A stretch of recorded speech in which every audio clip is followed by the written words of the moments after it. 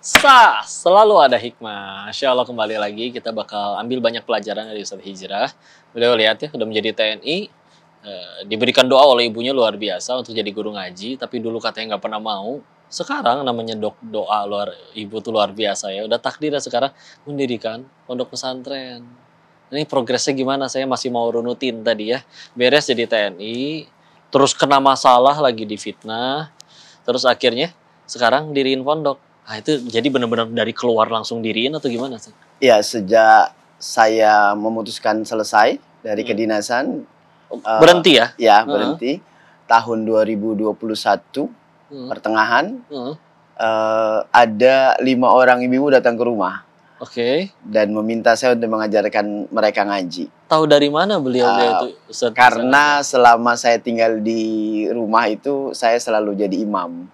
Oh, ada jadi di imam di masjid. musola, Di ya. situ ya. Kemudian Oke. mereka datang dan minta diajarkan. Kemudian saya bilang, oke silakan. Tapi tempatnya di rumah saya tidak punya tempat lain selain di sini. Ya, murid yang datang benar Iya, wajar itu.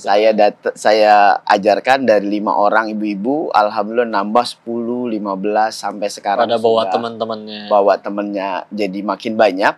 Kemudian bapak-bapaknya juga nggak mau kalah tuh, minta diajarkan. Tadinya di musola, kemudian karena sayanya tidak menyaman, karena dari jam 8 sampai jam setengah 11, akhirnya saya berinisiatif dengan bapak-bapak mendirikan satu saung dari bambu. Dan 2 hari selesai kita bangun.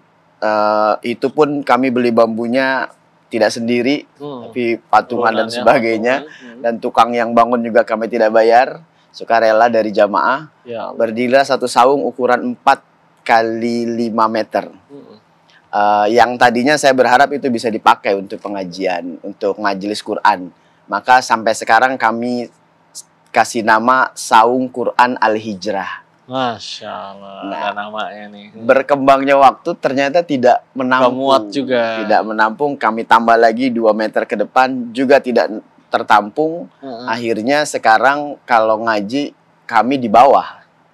Ngampar. Di ngampar karpet, dengan suasana yang bahasa orang kamu tuh misbar, gerimis bubar. Iya betul. Jadi karena tidak, kalaupun di atas saung agak, kalau hujan juga agak nyemprot ke dalam jadi basah.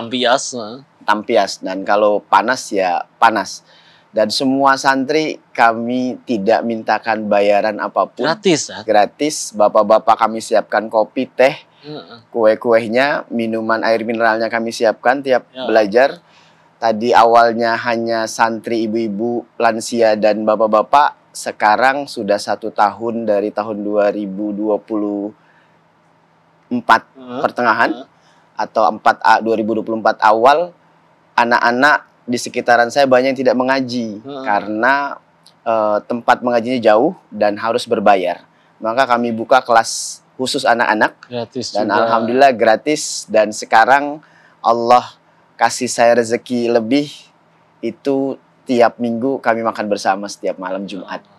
Semuanya gratis. Barokah, ya Allah. Yang ngajar Ustadz sendiri atau ada lagi? Kalau untuk lansia saya sendiri, kalau untuk anak-anak saya dengan istri. Berdua aja dengan istri? Berdua saja. Atau ada juga udah ada staff-staff lain itu sudah ada? Belum ada. Sementara kadang kalau saya lagi keluar kota, ada undangan tausiah, digantikan mertua saja. Wah ini duet maut. Alhamdulillah. Mertua juga soleh. Berarti dulu Ustadz ada background bisa ngajar, bisa ngaji. Berarti dulu pernah belajar waktu di pesantren? Iya, saya dulu dari SD atau Madrasah Ibtidaiyah kami dimasukkan di salah satu sekolah pondok pesantren At-Taqwa di Bekasi.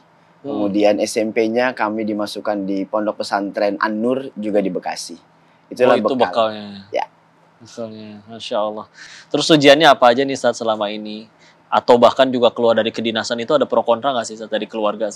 Kalau pro kontra jelas ada. Tapi yang jelas ini pertama kalinya saya putuskan dengan istri untuk datang bersama Ko Denis. Jadi orang tua saya mohon maaf, dan keluarga saya di Bekasi tidak ada yang tahu sama sekali.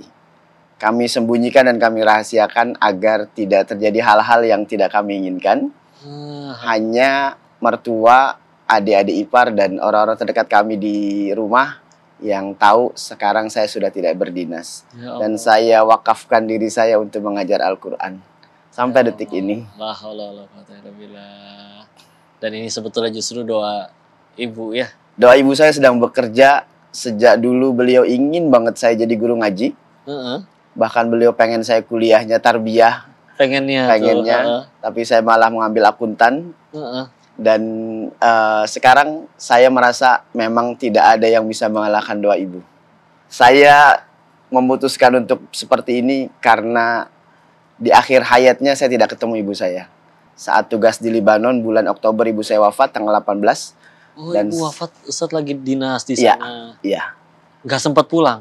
Sempat pulang, diizinkan pulang tapi memang tidak bisa bertemu karena perjalanan cukup panjang. Jadi saya minta ibu saya segera dimakamkan dan saya ikhlas tidak bertemu beliau, tapi insya Allah ketemu di surga. Berarti itu juga jadi titik balik untuk supaya akhirnya ngambil jalan yang sekarang. Udah nggak ada niat untuk ganti-ganti WC lagi, udah bener-bener pengen. Insya Allah sudah paten. Jadi guru ngaji sesuai dengan keinginan almarhumah ibu saya. Kau bisa nih, tuh ya, perjalanan hidup yang luar biasa, yang masih ada sekian banyak hikmah lagi, dan kita tahu perjuangannya juga pasti nggak mudah. Kalau pengen jadi baik dan ngajakin orang jadi baik, pasti akan ada yang nggak suka. Untuk itu kita nantikan hikmah selanjutnya dari beliau ya. Jangan kemana-mana, tetap di Sah Selalu Ada Hikmah.